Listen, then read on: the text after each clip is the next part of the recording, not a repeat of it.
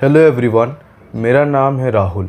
अगर आप option trader बनना चाहते हैं तो यह वीडियो लास्ट तक ज़रूर देखें, क्योंकि मैं आपको ऐसे कुछ बात बताने वाला हूं जिन्हें आपको जानना बहुत ज़रूरी है। अगर आप इन बातों को नहीं जानेंगे, नहीं समझेंगे तो आप अच्छा खासा अपना लॉस कर बैठेंगे ऑप्शन ट्रेडिंग में। पहली बात, ऑप्शन ट्रेडिंग में आपको दो चीज़ों का ध्यान रखना चाहिए, दो चीज़ों की बेसिक जानकारी होनी चाहिए। एक तो कॉल, दूसरी put. Call, suppose bank Nifty अभी जो मार्केट ऊपर उठेगी तो आपको लगाना है कॉल, अगर मार्केट नीचे की ओर जाएगी तो आपको लगाना है पुट। कॉल बुलिश के लिए और पुट बियरिश के लिए। तो यह दो चीज़ आपको ध्यान रखना है। तीसरी बात, जब आप कॉल पे लगा रहे हो, पुट पे लगा रहे हो तो कैसे लगाओगे, कैसे पता चलेगा आपको कि अब बैंक निफ्टी अभी ऊपर उठने वाला है या फिर नीचे गिरने वाला है। पहली बात तो बैंक निफ्टी की कोई फंडामेंटल नहीं है। बैंक निफ्टी दूसरे किसी आधार पे चलती है, वह है बैंकिंग सेक्टर। बैंकिंग सेक्टर जैसे HDFC, ICICI, आपका Axis bank, and then SBI, federal bank, कोटेक्स बैंक, ये सब का वेटेज होता है, ये सब का वेटेज होता है बैंक निफ्टी में। अगर ये सारे बैंक अच्छे से कर रहे हैं, उनका मार्केट ऊपर गया है तो बैंक निफ्टी भी ऊपर जाएगा। पर उनका मार्केट अगर नीचे आ गया है, सभी बैंक लॉस में जा रहे हैं, तो पक्का है कि बैंक निफ्टी भी लॉस में जाएगा। तो आपको बैंकिंग सेक्टर को अच्छे से समझना होगा, बैंकिंग सेक्टर के फंडामेंटल्स को देखना होगा, समझना होगा, तभी जाके आप बैंक निफ्टी में इन्वेस्ट कर पाओगे। बैंक निफ्टी का ऐसे कोई फंडामेंटल है ही नहीं, वो बैंकिंग सेक्टर के आधार पे चलता है। यह हो गया आपका दूसरी बात। तीसरी बात, यहाँ पे अगर आप पैसा लगा रहे हो, सपोज़ आप 1000 रुपये लगा रहे हो, तो आपका लॉस होगा वो 1000 ही होने वाला है। मैक्सिमम लॉस आपका 1000 होगा, पर प्रॉफिट आपका लिमिटेड नहीं है, प्रॉफिट आपका अनलिमिटेड है। वो 1000 रुपये से आप 2000 तक कमा सकते हो, 3000 तक कमा सकते हो, 5000 तक भी कमा सकते हो, पर आपका लॉस लिमिटेड है। आपने 1000 रुपये लगाया है तो 1000 रुपये ही लॉस होगा अगर मैक्सिमम लॉस हुआ तो, पर प्रॉफिट आपका अनलिमिटेड है। चौथी बात, यह आप जब लगाते हो बैंक निफ्टी में तो आप ये सोचते होगे अभी हम कॉल पे लगाए, पुट पे लगाए, इसके लिए बहुत सारी चीज़ें आपको देखनी पड़ेगी। आपको देखना पड़ेगा जो चार्ट है, ऑप्शन चार्ट, वो देखना पड़ेगा, उसको समझना पड़ेगा आपको ऑप्शन चार्ट को, कब क्या होगा जो ऊपर जाएगा, कब क्या होगा वो नीचे आएगा। तो इस पे मैं अभी कुछ नहीं बोलूँगा, इस पे मैं एक अलग सा वीडियो बनाऊँगा और आप वो देख लेना, आप समझ जाओगे अच्छे से। तो अभी बात करते हैं हम कॉल और पुट के बारे में। कॉल और पुट तो आप समझ गए, कॉल ऊपर जब मार्केट उठे तो कॉल, मार्केट नीचे गिरे तो पुट।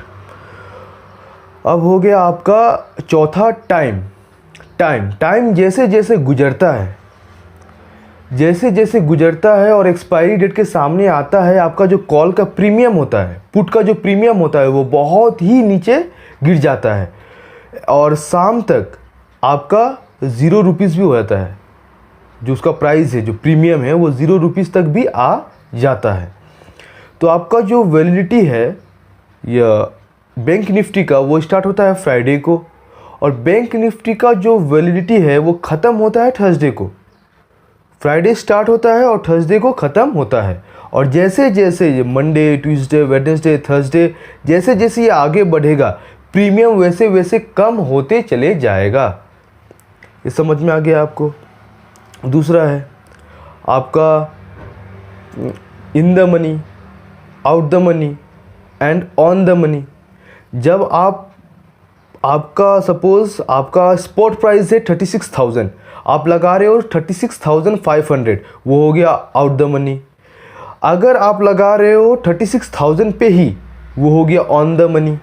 अगर आप लगा रहे हो 36,000 से कम, लाइक 35,500 या 35,000, तो वो हो जाएगा आपका इन द मनी।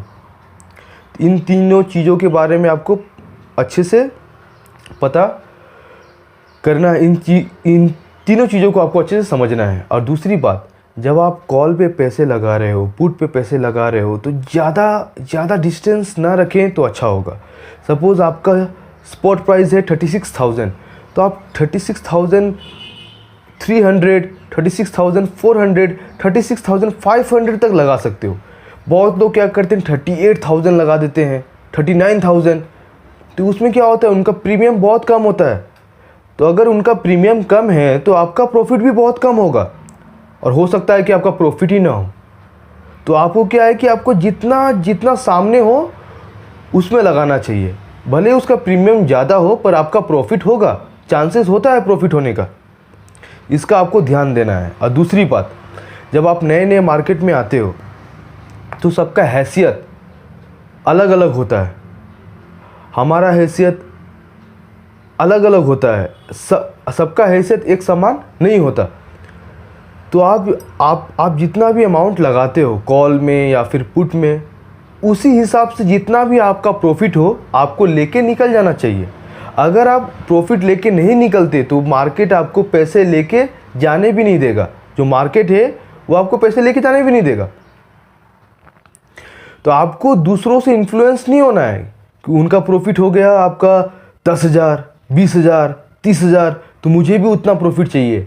आपको यह समझना है कि उनका जो इन्वेस्टमेंट है वो अलग होगा, आपका जो इन्वेस्टमेंट है वो अलग होगा। उनका एक्सपीरियंस जो स्टॉक मार्केट को लेके है, ऑप्शन ट्रेडिंग को लेके है, वो अलग होगा, आपका अलग होगा। तो उनसे आपको कंपेयर नहीं करना है अपने आप को। अगर आप 1,000 रुपये लगा रहे हो, अगर आपको 100 रुपये भी प्रॉफिट हो रहा है तो लेके निकल जाओ। 200 रुपये भी प्रॉफिट हो रहा है लेके निकल जाओ। यह कभी मत सोचना कि 1,000 का मैं 2,000 बनाऊंगा। 2,000 के चक्कर में आप क्या करोगे, वो 1,000 रुपये भी लुटा के आ जाओगे। ये पक्की बात है। और एक बात आपको ध्यान देना है कि सपोज़ आपने पैसा लगा दिया, 1,000 रुपये आपने लगा दिया, आपको प्रॉफिट मिल गया, तो आपको यह ध्यान देना है कि आप 1,000 रुपये नहीं लगाओ तो ठीक है। आप थर्सडे के दिन जब एक्सपायरी डेट है उस दिन आप 1,000 रुपये से खेल सकते हो, उस दिन आप 1,000 रुपये इन्वेस्ट कर सकते हो। पर यह ध्यान देना है आपको, यह समझना है आपको कि अगर आप 1,000 रुपये लगाते हो तो 10% भी आपका 100 रुपये होता है, 20% भी 200 रुपये होता है। आपका जो स्टॉक ब्रोकरेज है वही आपका 30-40 रुपये लेके निकल लेगा। आपका प्रॉफिट हो लॉस हो उसको बिल्कुल भी मतलब नहीं है, उसको ज़रा भी फ़र्क नहीं पड़ता इससे कि आपको लॉस हुआ या फिर प्रॉफिट हुआ। वो आएगा आपसे 30 रुपये 40 रुपये लेगा और चले जाएगा। तो इसका आपको ध्यान देना है कि आप अच्छा अमाउंट लगाओ, कम से कम 5,000 लगाओ, 6,000 लगाओ, ताकि आपका प्रॉफिट एक अच्छे अमाउंट में हो। और फिर वहाँ से अगर स्टॉक ब्रोकरेज कुछ अमाउंट लेके भी जाए तो आपको फ़र्क नहीं पड़ेगा। नहीं तो आप 1,000 रुपये लगा रहे हो, 100 रुपये कमा रहे हो, 50 रुपये स्टॉक ब्रोकरेज लेके जा रहा है, 50 रुपये आप कमा रहे हो। वो 50 रुपये कमाने के लिए आप 1,000 रुपये दाव पे लगा रहे हो। समझ रहे हो? वो 50 रुपये के लिए आप 1,000 रुपये दाव पे लगा रहे हो। प्रॉफिट हुआ तो 50 रुपये, लॉस हुआ तो 1,000 रुपये, तो क्या फ़ायदा है वैसे इन्वेस्टमेंट का? तो वैसे इन्वेस्टमेंट नहीं करना है। और एक इम्पॉर्टेंट बात है, आपको ध्यान देना है कि आप किस प्लेटफॉर्म से इन्वेस्ट कर रहे हो।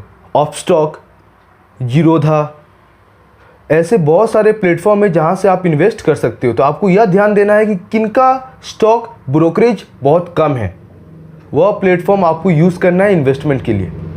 बहुत लोगों का हिडन चार्जेस होता है, ये चार्जेस, वो चार्जेस, ये वो हैन तेन, तो वो सब नहीं करना है आपको ध्यान देना है, समझना है, उसके बाद ही इन्वेस्ट करना है।